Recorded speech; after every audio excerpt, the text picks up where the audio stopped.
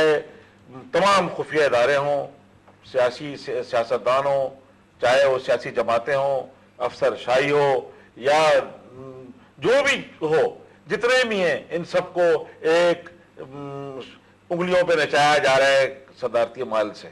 اور یہ اگر مثبت خرچ ہو جاتا ٹائم تو پاکستان شاید کہیں کا کہیں نکل جاتا. لیکن اب سیاسی توڑ جوڑ، پیسے کا توڑ جوڑ، سینٹ کے اندر جو ہے ہارس ٹریڈنگ، آپ دیکھیے کہ کسی جگہ پر بھی عام آدمی تو نہیں آ سکتا جب تک اس کا حل کیا ہے. نیچے کے لوگ، جو لوگ real stake holder of Pakistan ہیں، وہ کیسے ہیں؟ ان کے پاس تو 3 کروڑ روپے الیکشن لڑنے کی ہی نہیں. اس لیے بات یہ ہے کہ یہ خود ذمہ دار ہیں. یہ لوگ جو 18 کروڑ لوگ اس وقت بات جتنے لوگ بھی سن رہے ہیں، یہ خود ذمہ دار ہیں. اس دن جو سوتے ہیں، جس دن الیکشن ہوتا ہے اس دن سوتے ہیں، نکلتے نہیں ہیں. آپ لوگوں کی جذباتی تقریروں پر مت جائیں. آپ دیکھیں میرا کینڈیڈیٹ کون ہے، میں جس جماعت کو ووٹ دے رہا ہوں اس کا منشور کیا ہے، اس کا لیڈر کیا کرتا ہے، اس کا لیڈر کیا ڈیلیور کرے گا کہ نہیں کرے گا. اگر اس کے لیڈر جو ہے وہ بڑی بڑی گاڑیوں میں آتا ہے، اس کا لیڈر جو ہے کبھی اس نے گھوم کے دیکھا نہیں کہ غربت کیا ہے، کبھی اس کے لیڈر نے نیچے ہیومن رائٹس کے حوالے سے کام نہیں کیا، غریبوں کو کوئی امداد نہیں پہنچا سکا یا اس کے لیے کوئی کام نہیں کر سکا، تو آپ بتائیں کہ وہ کیا لیڈرشپ ہوگی جو آپ کو کچھ دے گا. جاوید صاحب، یہ جو ابھی پراج صاحب نے بات کی ہے، اس کو ذرا ایکسٹینڈ یہ کروں. ابھی کل میں دیکھ رہا تھا، ایک رپورٹ تھی، کسی ساتھی چینل نے بنائی تھی، نئے سینیٹرز کی، خصوصاً نوجوانوں کی. فروغ نسیم، بیرسٹر فروغ نسیم لائر بھی ہیں، ایم کیو ایم کے سینیٹر بن کے گئے. ان کا ایک جملہ مجھے بڑا اٹریکٹ کیا تھا. وہ باہر آ کے رپورٹر نے یہ پوچھا تھا سینٹ میں آپ گئے تھے آج کیسا، تو انہوں نے یہ کہا کہ زمین آسمان کا فرق ہے. اندر کی دنیا بہت پرتعیش ہے، لیکچری ہے، اور باہر عوام جو ہے وہ 2 اسکوائر میلز کو طرح سوال یہ پیدا ہوتا ہے کیا کریں گے. اتنا بڑا بود جو ہے، اتنا بڑا جو ڈیفرنس پلیٹ فارم سے وہ گئے ہیں، اس پلیٹ فارم سے عوام کی خدمت کریں گے تب تو مانیں گے. عوام کو ڈیلیور کریں. جب آپ اوپر بیٹھ جاتے سارے بڑے بڑے تقریریں کرتے ہیں، اور جب وہ بیٹھ جاتے ہیں اوپر حکومت میں، وزارتوں پہ، اور اس کے بعد بڑے بڑے ایم این اے اور ایم پی اور سینیٹرز بن جاتے ہیں، تو ان کا سٹائل دیکھیے بات کرنے کا. اور ہماری بھی بڑی مجبوریاں ہیں لوگوں کی کہ ان کے آگے جھک جھک کے باتیں کرتے ہیں. ان کو اتنا بڑا بنا دیا جاتا ہے، اس قدر قدم ان کا بڑا کر دیتے ہیں کہ لوگ ان کو ایک سائلنٹ میجورٹی جو اسٹیم کرتی ہے ووٹ. سائلنٹ میجورٹی ذمہ دار ہے. ان کو نکلنا چاہیے ووٹ والے دن، ان کو جہاد سمجھ کے ووٹ دینا چاہیے. اس ملک کا معاملہ اگلے 5 سال جو ہیں اس کے لیے، اس کے بچوں کے لیے، اس کے ملک جو ہے اس کا مستقبل کا سوال ہے. ورنہ اس کے بچے بالکل حق رکھتے ہیں کہ اگر وہ کل مر جائے اس کی قبریں بجائیں کہ یہ میرا باپ ذمہ دار تھا کہ یہ آج مجھے اتنے اس ملک کو قرضے کے اندر مقروض کر کے گیا ہے. یہ ذمہ دار ہے کہ لا اینڈ آرڈر نہیں ہے. میرا باپ ذمہ دار ہے کہ اس نے کیوں نہیں جدوجہد کی. آج میں اور آپ جدوجہد کر رہے ہیں اس پلیٹ فارم سے. ہمارے مہربان وکیل صاحب بیٹھے ہیں، آپ بیٹھے ہیں، ہم بیٹھے ہیں، ایسے ہمارے کئی دوست جو ٹی وی چینلوں میں بیٹھے ہیں، اخبارات میں بیٹھے ہیں. لوگ جو ہے وہ آرام سے نہیں بیٹھے ہوئے ہیں. لوگ چاہتے ہیں چینج آئے، نکلے ہم اس ملک میں تبدیلی رہے. Silent majority needs a leader. اچھا، سائلنٹ میجورٹی یا ہر شخص کا گھر سے نکل کے ووٹ دینا، دیکھیے جمہوریت اگر شروع میں ہوتی بھی تھی، آج بھی ڈیولپ جمہوریت میں ریٹ آف ووٹ کیا ہے؟ آپ تو انگلینڈ میں دیکھیں کتنی 35%، 40%. اسی طرح امریکہ میں مسلسل کوشش ہوتی ہے، جو بھائی بات کر رہے ہیں کہ کسی طرح لوگ زیادہ ہیں، تو اب تو وہ شاید کمپیوٹر سے بھی ووٹنگ کا سسٹم. بات یہ ہے کہ وہ جو چھوٹی میجورٹی ہے یا مائنورٹی ہے جو ووٹ دے رہی ہے، وہ ریپرزینٹ کرتی ہے میجورٹی. مثال کے طور پہ پاکستان، آپ اور ہم سب شاید کلیم کرتے ہیں کہ ڈیموکریٹک طریقے سے بنا ہے. آپ مجھے بتائیں کبھی وہاں پہ کوئی اڈلٹ فرینچائز والا سسٹم تھا؟ لیجسلیٹو اسمبلی میں بھی نومینیشن، اور جب اسمبلیاں بنی تو اس میں بھی کنڈیشنل تھی کہ شہر میں ہے تو اس کی جائیداد کتنی ہے، اور وہاں پہ گاؤں میں وہ پٹواری لسٹ رکھتا تھا. تو کتنے لوگوں نے ووٹ دیے، کتنے percent, but they did represent the majority. تو آپ اس پہ نہ جائیں کہ ہر کوئی باہر. آپ کی بات پوائنٹ یہ کہ آپ کو پاکستان کی جناب سائلنٹ میجورٹی کی بات کرتے ہیں، اس کی ذرا کیلکولیشن کیجئے تھوڑی سی، آپ نتیجے میں خود پہنچ جائیں گے. اور پاکستان میں تقریباً 43 to 45% ووٹ بینک ووٹ پڑتا رہا ہے، جس میں اگر اس کو آپ جمع کریں تو اس میں آپ فاٹا، صوبہ سرحد اور بلوچستان میں عورت کو ووٹ نہیں ڈالنے دیا جاتا. تو بڑی میجورٹی عوام کی ووٹ ڈالتی ہے. ایوریج اس لیے کم ہو جاتا ہے کہ ان 2 بڑے صوبوں میں اور پھر فاٹا میں اور پھر اوپر گلگت بلتستان وغیرہ میں آپ کو دوسری چیز ووٹ نہیں ڈالا جاتا، اور یہی اثر یہاں پر بھی آتا ہے، جو پختون ووٹ ہے یا ایسا بھی کرے نا، عورتوں کاٹتے ہیں جب ووٹ کاٹتے ہیں تو it goes to 88 to 90-95% vote. Silent majority تو آتی ہے، لیکن ٹھپا ووٹ، دوسرے ووٹ، لڑائی کا ووٹ، جھگڑے کا ووٹ، یہی تو ہوتا ہے. یہ بھی پورے پاکستان میں آتا ہے، آپ نے ہر جگہ پہ ہے. آپ نے چلنے کہاں دیا ہے؟ دیکھیں آپ مثال زیادہ انڈیا سے رکھ سکتے ہیں کیونکہ ہماری جیسے لوگ ہیں. آپ نے 54 سے بلکہ اس سے پہلے ہی سے تو شب خون مار دیا، ورنہ وہ جو چیز لے کے آپ آئے ہوئے تھے، جس طرح بائی ووٹ، چاہے ووٹر نمبر کم ہو مگر representing the will of the people, اس کو تو آپ نے ختم کر کے اور پھر اس فاؤنڈنگ فادرز کی فاؤنڈیشن کو ختم کر کے آپ نے قرارداد مقاصد کا جو ٹھوکا ہے کانسٹیٹیوشن میں، قرارداد مقاصد کا بجائے آپ قرارداد آپ سمجھ لیجیے کہ کیا کر دیا. اگر آپ مسلم سیکولر اسٹیٹ آج ٹرکی کو بلا کے آپ ان کی استنبول بنا رہے ہیں لاہور کو، تو بھائی کچھ ان سے سیکھ بھی لو.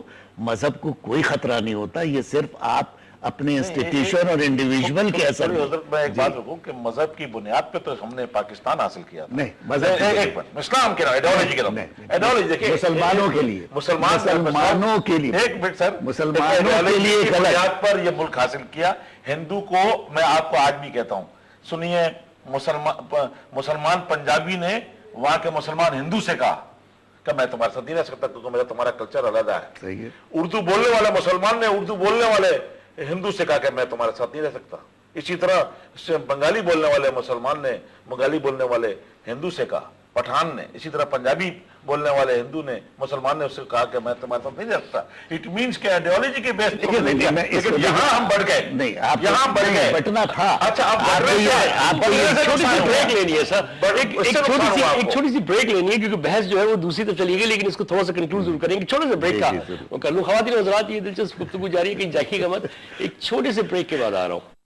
ویلکم بیک خواتین حضرات، آپ دیکھ رہے ہیں لیٹس ٹاک میرے ساتھ انجم رضوی کے ساتھ، اور اسٹوڈیو میں میرے ساتھ موجود ہیں پی ایم ایل کیو کے کراچی ڈویژن کے صدر اور اینالسٹ جناب امان اللہ پراچا صاحب، اور میرے ساتھ موجود ہیں ماہر قانون اور صاحب الرائے جناب جاوید صدیقی صاحب. بریک پہ جانے سے پہلے گفتگو میرا خیال ہے گفتگو کو وہاں سے سمیٹ کے یہاں لے آئے کہ ہم وہاں سے چل کے مسلم اسٹیٹ بناتے. کور ایشو پہ میں پھر آنا چاہ رہا ہوں، یہ جو سازشوں کی تھیوری تھی. جی، آپ نے جیسے فرمایا کہ اگر جمہوری تسلسل قائم رہتا تو ایک الیکشن، دو الیکشن، ڈی سائفرنگ کا ایک پروسیس ہوتا تو شاید آج ہم بہتر نتائج حاصل کرتے. اور اس قسم کی تھیوری یہ 100%. امان صاحب آپ کیا کہہ رہے ہیں؟ آپ کی بات کو میں سمجھا نہیں. اچھا، میں یوں کہنا چاہ رہا ہوں کہ جاوید صدیقی صاحب نے یہ کہا کہ پاکستان کے بننے کے بعد چونکہ جمہوری سسٹم بار بار ڈیریل ہوا، فوج آ گئی، مارشل لاز آ گئے، نہیں 54 میں آ گئی نہیں، پھر ذمہ دار تو سیاستدان ہیں.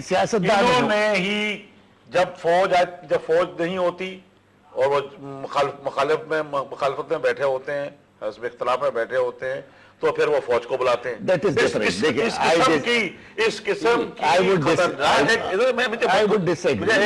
آپ بالکل ڈس ایگری کریں، لیکن آپ دیکھیے کہ بلا کے بڑھائیاں تقسیم کی، انہوں نے جمہوری سسٹم کو انہوں نے ڈیریل کروایا، تو اس کا کون ذمہ دار ہے؟ اگر آج بھی جتنے بھی آپ کے یہ دیکھ لیجیے جو ابھی موجودہ حکمران ہیں، اگر آپ یہ بات کرتے ہیں تو ذوالفقار علی بھٹو صاحب پہلے اس ملک کے chief marshal, civilian chief marshal administrator بنے.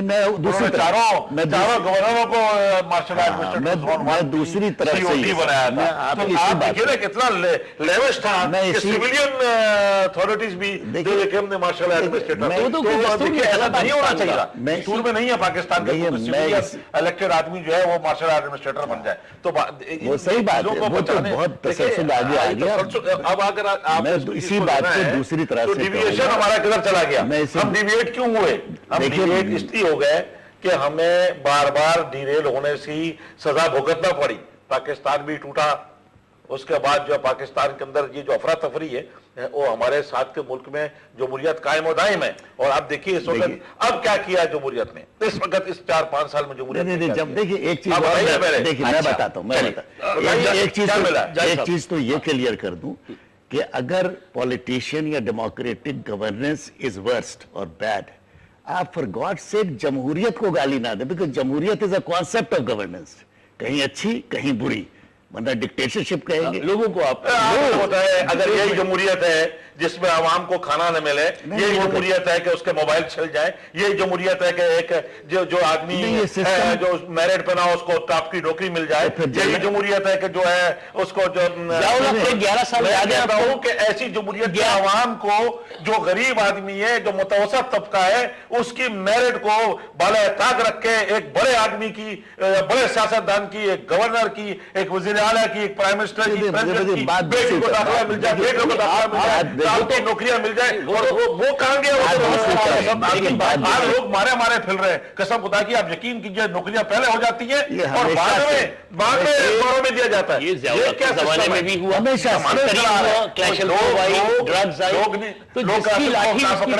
لوگ راشن کو نہ پکڑے ہیں، یہ غریب موبائل نہ چھینے تو کیا کرے؟ دیکھیں بات اتنے بھوک نہیں، مگر ہم اس کو ٹو رانگز کے نام ہم نہیں کر رہے، ہم جسٹیفائی نہیں کر رہے، لیکن مجبور کر دیا ہے، اس قدر مجبور کیا معاشرے کو۔ آپ دکھائیں میرے گھر میں 4 بچی بیٹھی ہوئی ہے، آپ کے گھر میں کھانے کو نہیں ہے، بتی کا بل دینے کو نہیں ہے، ظالم بتی کا بل دینے کو نہیں ہے، اتنی گنا بجلی بڑھا رہے ہیں اور پھر فوراً بجلی کاٹنے آ جاتے ہیں، گیس کاٹنے آ جاتے ہیں۔ ان غریبوں سے تو پوچھو، ان متوسط آئے غریب تو چلو مانگ لے، متوسط طبقہ جو کہ معاشرے کے اندر سیاسی اور ہر قسم کی تبدیلی کا وہی ذمہ دار ہوتا ہے، وہ اپنی سفید پوشی چھپا کے تنگ آ گیا ہے۔ بالکل صحیح۔ جاوید صاحب ذرا آپ بھی بات بالکل صحیح میں نمائندگی کر رہا ہوں ان تمام طبقوں کی جو اس وقت جو ہے ہر قسم کے معاملات میں پس گئے ہیں، ان کو جمہوریت اس کا علاج ہے؟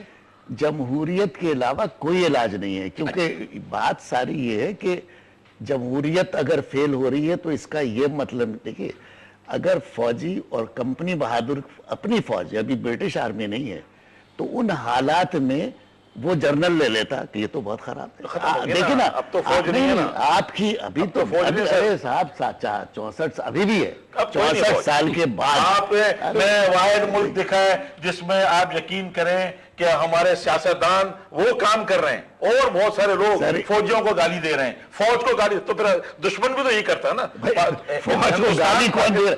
کمزور کر رہے ہیں، ارے آپ کمزور کر رہے ہیں۔ آپ کبھی اپنی ایجنسی کو کمزور کریں، جس قدر ہم نے نشانہ ہدف اپنی کبھی بھی فوج ملک کو نہیں بچاتی، عوام بچاتے اپنی ایجنسیوں کو، کبھی بھی عوام۔ ہم نے جو بات شروع کی یونس حبیب سے، دیکھیں نا بات یہ ہے کہ حبیب کے اسکینڈل میں فوج تو ملوث نہیں تھی، سیاستدانی ملوث تھے، سیاستدان نے وہ بینک بنوایا، سنیے نواز شریف کے زمانے میں، دیکھیں نواز شریف صاحب کے زمانے میں وہ دیکھیں وہ پیسے بانٹنے کی باری تھی، بینک جو بنایا گیا، بینک جو بنایا گیا وہ سیاستدانوں نے بنایا، جام صادق صاحب نے اس کا لائسنس دلوایا، نواز شریف صاحب کی حکومت تھی، اور اس کے بعد جو پیسہ انہوں نے کہا جی میں نے دوستوں سے بزنس مینوں سے